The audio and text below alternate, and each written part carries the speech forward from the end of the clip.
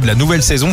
Pour les deux jeux, vous envoyez cash au 7-20-20. Il est grand temps de retrouver Pato, de faire le point bien évidemment sur l'actu et sur le sport. On attaque avec des nouvelles de la météo. Ouais, Vincent, et le soleil va largement s'imposer aujourd'hui sur toute la France et ça va d'ailleurs durer comme ça une bonne partie du week-end.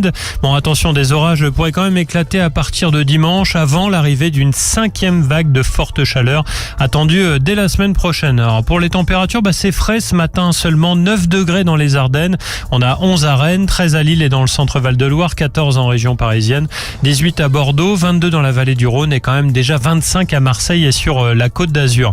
Cet après-midi, on attend 22 à Deauville, 24 sur la Pointe Bretonne, 28 à Paris, 29 en Bourgogne, à La Rochelle et Strasbourg, 33 à Toulouse et à Lyon, jusqu'à 39 près de la Méditerranée. La pollution, la qualité de l'air est correcte, des indices entre 2 et 5. Votre horoscope de l'amour aussi à pas louper d'ici à 8h et la Pato, c'est parti pour l'actu. Et beaucoup de monde attendu dans les gares et sur les routes ce week-end. C'est demain que le trafic sera le plus élevé. Bison Futé a classé la journée de ce samedi en rouge dans toute la France et dans les deux sens. Mais attention, premières difficultés de circulation sont prévues dès aujourd'hui. C'est orange dans le nord, le Grand Ouest, en Auvergne-Rhône-Alpes et sur l'arc méditerranéen. Des centaines de personnes rassemblées à l'Espar-Médoc en Gironde. Elles ont assisté aux obsèques de Wilfried Schmitter. Ce pompier de 34 ans et son collègue Anthony Berthom sont décédés au mois de juillet pendant une intervention.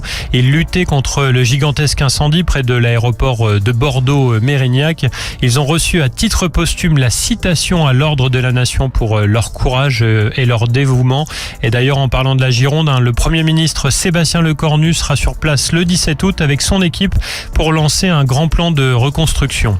C'est un signe évident du changement climatique. Avec les records de chaleur et la sécheresse de cet été, les vendanges ont déjà commencé en Champagne, dans le Bordelais ou encore sur les domaines du Languedoc. La filière viticole parle d'un record de précocité. Encore une arrestation en Algérie après l'interpellation de Mehdi Laribi, l'un des fondateurs de la DZ Mafia. Une autre figure du narcotrafic marseillais est tombée. Rachid Djeha a été placé sous contrôle judiciaire.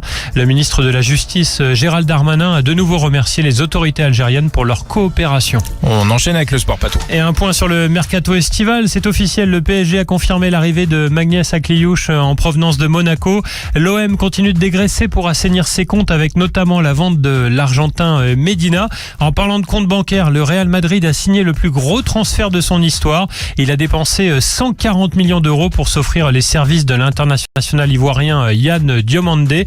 Et puis les Madrilènes ont aussi prolongé Vinicius Junior jusqu'en 2032. Des nouvelles de Rodri, le Ballon d'Or 2024 et champion du monde 2026 est en passe de signer avec le Barça. Des négos ont commencé avec Manchester City. Et puis le Tour de France pour terminer, c'est Kim Lecourt qui a remporté la 6e étape. Marlène Reserve conserve son maillot jaune. Aujourd'hui, les coureuses partent à l'assaut du Mont Ventoux. Une partie du parcours est interdite aux spectateurs à cause du risque d'incendie. Parfait, merci beaucoup Pato. On va te retrouver tout à l'heure. Tu seras là pour l'actu et pour le sport. À tout à l'heure.